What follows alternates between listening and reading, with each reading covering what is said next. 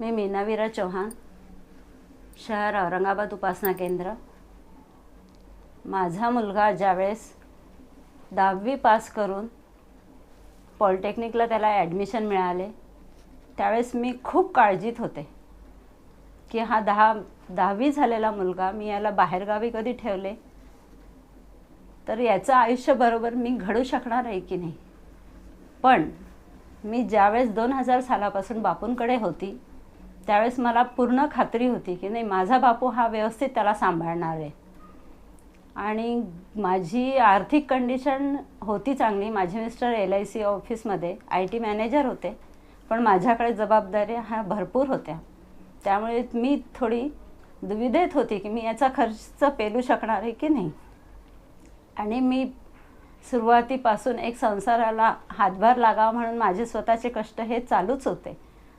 पण तरी मला असं वाटायचं की माझ्याकडनं सासू सासरे, नणंदेचं लग्न, धीराचं लग्न आणि परत माझा संसार आणि माझ्या मिस्टरांची ट्रान्सफर ही बीड जिल्ह्यात झालेली होती।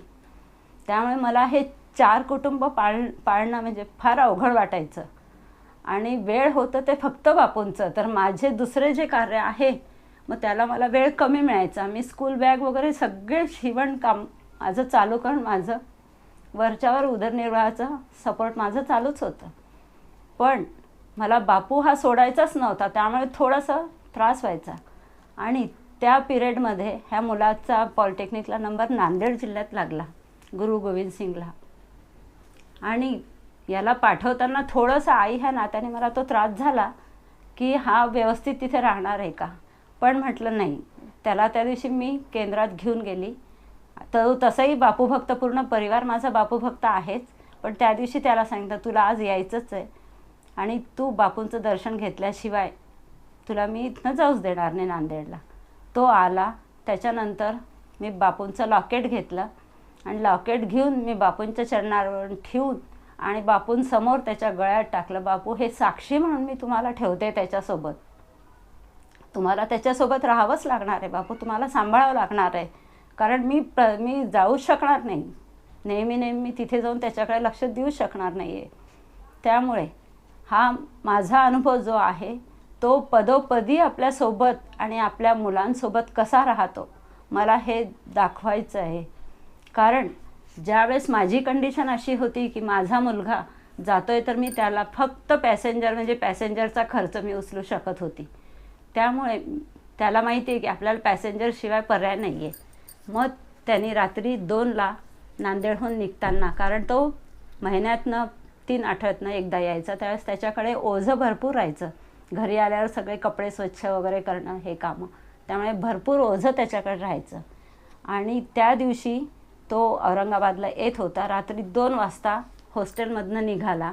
निघताना बाहेर पडला तेव्हा त्याला मित्र त्या दिवशी कोणीच नव्हतं सोडायला।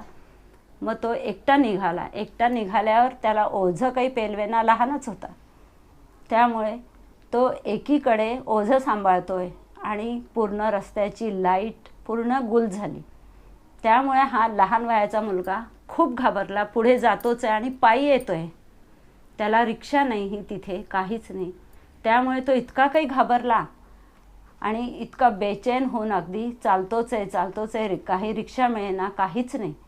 त्यावेळेस त्यांनी हातात बापूंचं लॉकेट धरून, बापू तुम्ही मला सहाय्य करा, बापू तुम्ही मला सहाय्य करा, तुम्हीच आहात बापू, म्हणून मी चालतोय, मला फार भीती वाटते बापू, मी कसं स्टेशनपर्यंत जाऊ, असं त्यांनी सांगितलं। चालतोय 5 मिनिटामध्ये एक रिक्षावाला तिथे आला।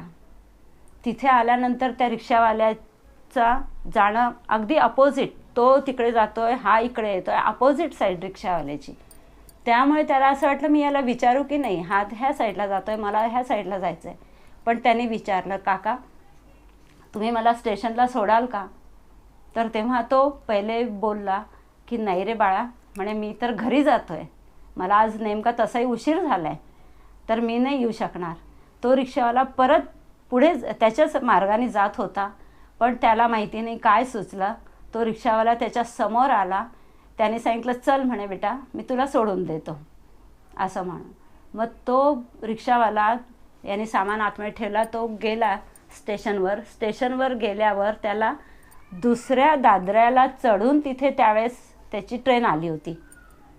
तर त्या रिक्षावाल्यांनी याच्या 3 बॅग दोन रिक्षावाल्यांनी घेतल्या. एक बॅग त्या मुलांनी या पाठीवर, आपल्या योगेश्वर नाव आहे मुलाचं माझ्या, त्यांनी आपल्या खांद्यावर अडकवली आणि रिक्षावाल्यांनी 2 बॅग घेऊन दुसरा दादरा चढून त्याला गाडीत डब्यात बसवून त्याच्या डोक्यावरून हात फिरवला.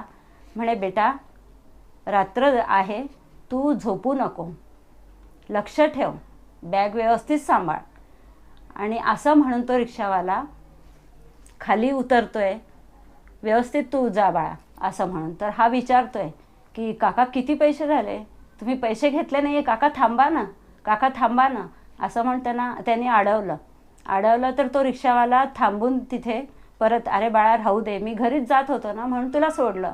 पण म्हणे, नाही काका, तुम्ही माझं इतक्या रात्री तुम्ही मला मदत केली ना, तुम्हाला पैसे घ्यावेच लागेल असं म्हणून त्यांनी त्याला सांगितलं, रिक्षावाल्याला सांगितलं.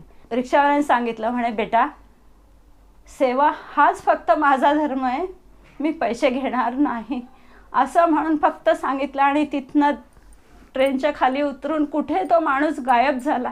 त्याला काही समजलंच नाही की हा कोण आहे असं म्हणून.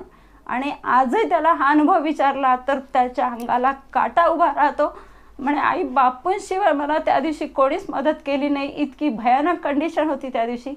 अंधार, कुत्रे भुंकतात आहे, पाऊस येतोय, ह्या कंडिशनमध्ये माझ्या बापूंनी माझ्या मुलाला